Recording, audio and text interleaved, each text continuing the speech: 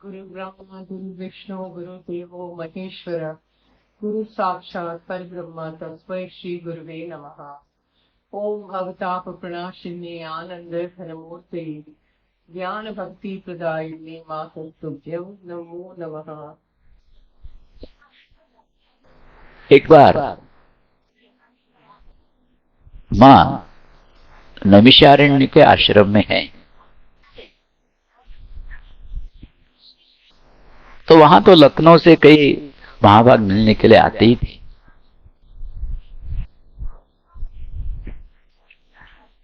और ये सवाल तो हर एक के मन में रहता है, जो वहां पूछा गया तो हर एक के मन में रहता है। हर एक का वही मन की व्यथा है हर एक की। पूछते हैं कि मां, हम तो गृह गृहस्थी में हैं, अनेकों के साथ संबंध आता है, अपनों के साथ आता है, परायों के साथ आता है, तो गृहस्थी में रहते हुए भी सुख, समाधान, शांति ये कैसी मिलेगी?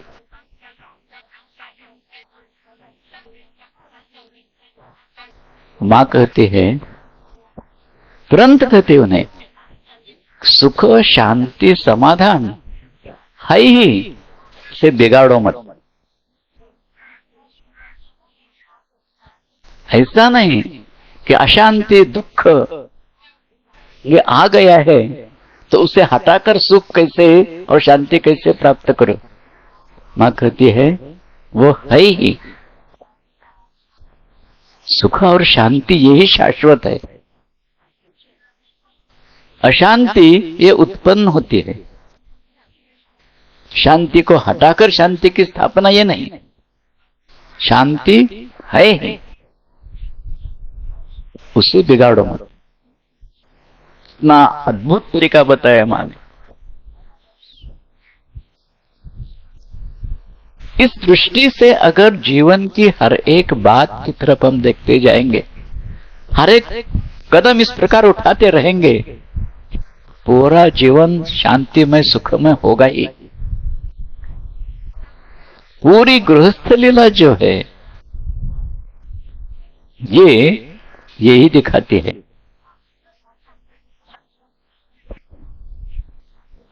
कल आशु के प्रसंग तक आके हम लोगों ने कुछ विवेचन किया था, उसका रूपकात्मक अर्थ देखा था। बाद में एक प्रश्न मुझे पूछा गया है कि रूपकात्मक उसका अर्थ हमने देखा,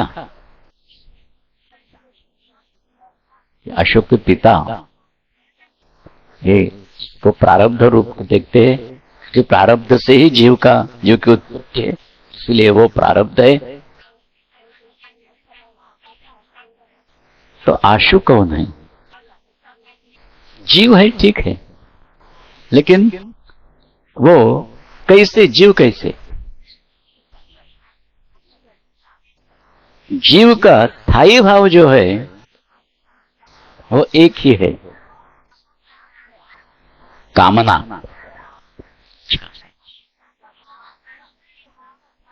अच्छे की हो, बुरे के संबंध में हो, किसी भी संबंध में हो,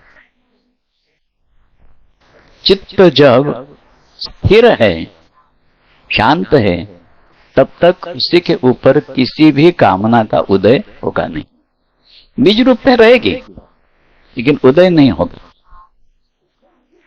लेकिन जब किसी भी वासना का, इच्छा का, कामना का उदय हो जाता है,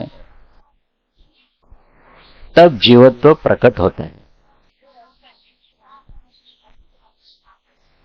असल में जीवात्मा और परमात्मा एक ही, ये स्थिति है। लेकिन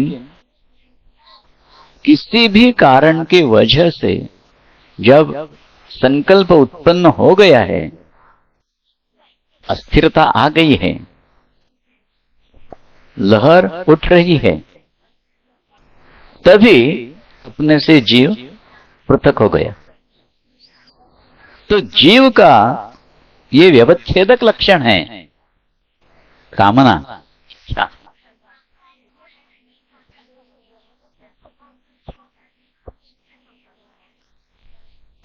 आशु वही है। आशु एक दृष्टि से इसकी उत्पत्ति अगर करनी है तो आस्ते इति आशु ऐसे करने को आती है। आशा रखना, कामना करना, यह आशु है। प्रारब्ध जीव, इस जीव को प्रारब्ध का भोग जो करना है वो इच्छा हो तो जीव करता है, उसके मन के विरुद्ध है तो वो दुखी हो जाता है। तो इस प्रकार रेवती बाबू से जब ये शिक्षा ले रहा है नाना प्रकार की, तब व्यथित रहता है। तो ऐसी स्थिति में से पढ़ाई लिखाई में इतना रस नहीं, आनंद नहीं है। छोटा बच्चा है, खेल कूद में ही ज्यादा रस लेगा। अगर ऐसी स्थिति में, प्रतिकूल परिस्थिति में भी आनंद का अनुभव करना है, मार्ग एक ही, जगन माता का नित्य संग रखना है। आशु का जो चरित्र है सब, जब तक रेवती बाबू के घर में है मां तब तक ये सदैव मां के साथ ही है। ऐसा जब होता है ना, तो इस दुखमय प्रारब्ध भोग को वो स्वयं सुखमय बनाती है। कैसे? अब पढ़ाई उन्हीं के साथ शुरू है, स्वयं उसके साथ ही संगिनी बन गई। और जब मां साथ में है, वहां किसी भी बात का दुख महसूस नहीं होगा। तो यहां जो पूछा गया था मुझे कि आशु कौन है? आशु ये जीव है, नित्य आशा रखने वाला जीव। तो इस प्रकार गृहस्थाश्रम चल रहा है। फिर हमने देखा प्रहलाद जी की नौकरी छूट गई, कुछ आफत आ गई। वो सब बातें हम देख नहीं पाएंगे, आप सब जानते हैं, इसलिए उसका उल्लेख करके मैं जाता हूं।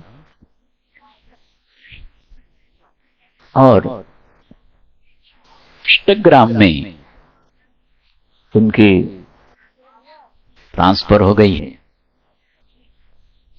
अष्टग्राम में आए हैं। अष्टग्राम से एक विशिष्ट प्रकार के लीला का प्रारंभ होता है, जिसे आगे जाके मां ने स्वयं साधना लीला ऐसा कहा है। तो असल में इस शब्द का अर्थ ध्यान में लाना बड़ा कठिन है। साधना लीला कैसे हो सकती है?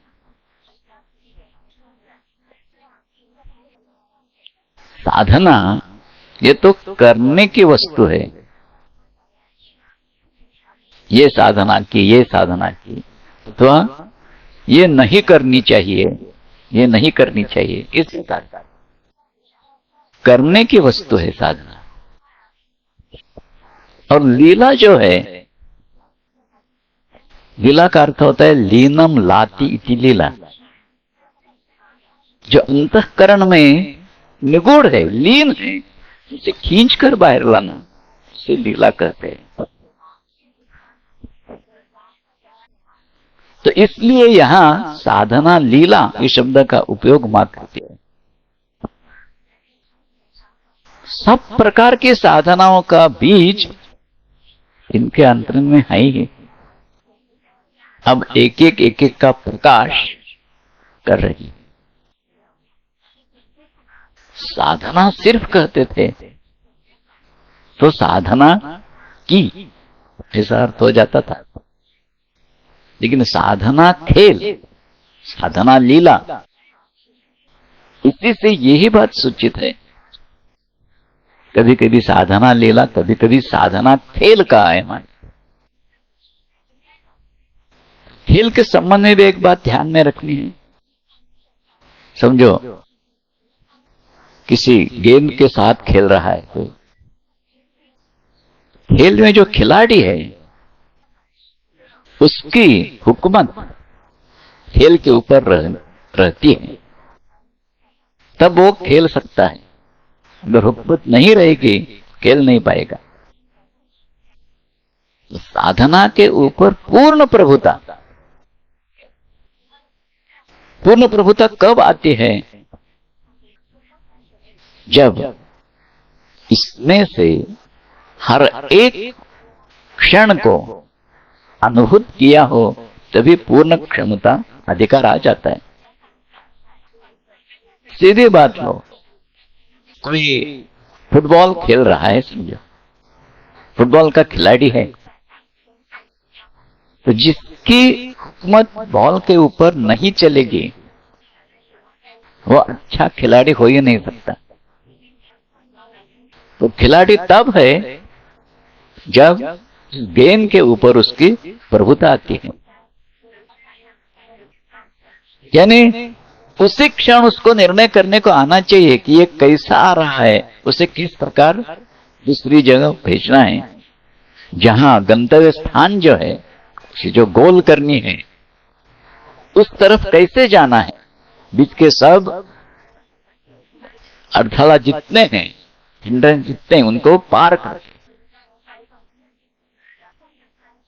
तो ये ही बात है, साधना खेल इसलिए कहा है। जितनी साधनाएं हैं उन्हीं के ऊपर पूर्ण रीति से इनका प्रभुत्व है। प्रभुत्व उनका ऐसा है, कोई भी साधना, उसका कौन सा भी अवस्था का क्षण और उस क्षण में आने वाली कठिनाइयां वो कैसे निराकरण करनी है, इसका पूरा ज्ञान शुरू से ही विद्यमान अंतरंग में है। वो हमें दिखाने के लिए उसे प्रकट कर रही है। इसलिए वो साधना का खेल है, साधना की लीला है। बहुत अद्भुत वर्णन इस साधना की लीला का हम पाते हैं। पूर्ण रीति से तो पा नहीं पाते, मुश्किल ही है। जितना मां ने अपने मुंह से बताया है उतनी बातें हम जानते हैं। नहीं तो इस लीला के जो प्रत्यक्षदर्शी भोलानाथ जी, उन्होंने भी शायद बहुत कुछ देख लिया होगा, जान लिया होगा, लेकिन कई लीलाएं उनसे भी, उनके भी सन्मुख नहीं है। तो एक भाग इसका महत्वपूर्ण ये है कि लीला देखने वाले बहुत कम है। ये साधना लीला जो है बहुत सी एकांत में ही हुई है। कभी कभी प्रकट इसका प्रकाश हो जाता था, खास करके जब गंगराय की मंडली के द्वारा जो कीर्तन है उसमें जो प्रकट भाव हुआ कीर्तन का, उसके बाद शाहबाग में भी अनेक बार कीर्तन के समय भाव प्रकटीकरण हो गया। और उसके बाद उपस्थितियों के सन्मुख ऐसे विभिन्न प्रकार की भावावस्थाएं उद्भूत हुई, लेकिन विभिन्न प्रकार की साधना का भाव ये बहुधा एकांत में ही हुआ है।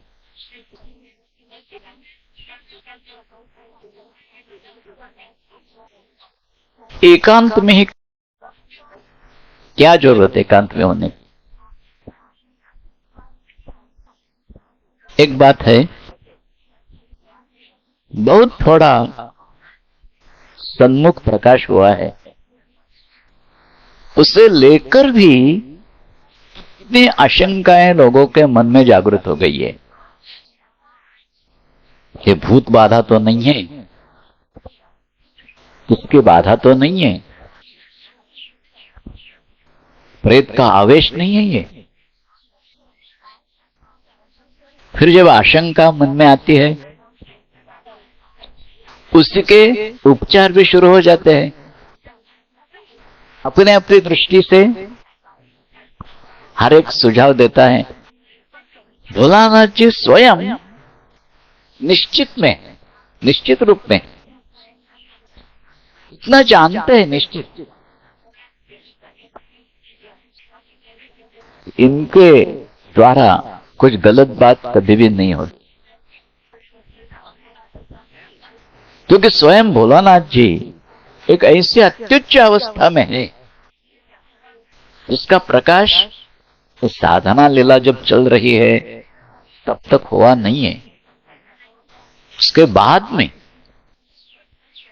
शाहबाग लीला के बहुत बाद में इसका इनकी अवस्था का प्रकटीकरण हो रहा है। और ये ऐसी अत्युच्च धारणा में है कि जो हमारे सामने शुरू में व्यक्त नहीं हुई है, इसलिए अत्यंत क्रोधी व्यक्ति के रूप में ही उनके संबंध में जाना जाता है। यहां तक बहुत साल तक ये जाना जाता था। भोलानाथ जी के महाप्रयाण के बाद भी बहुत साल तक, बाद में धीरे धीरे धीरे लोग उनकी महत्ता जान गए, लेकिन तब तक ऐसा ही माना जाता था मां के लीला में सब अनुकूल के बदले कुछ प्रतिकूल, इसी से लीला पूर्ण हो जाती है। सिर्फ एक ढंग के हो तो नहीं, तो लीला पूर्ति के लिए इस प्रकार का ये विरुद्ध जीव यहां है।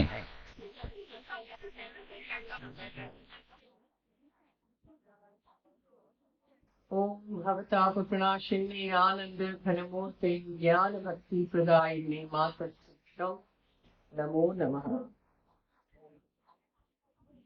जय मां।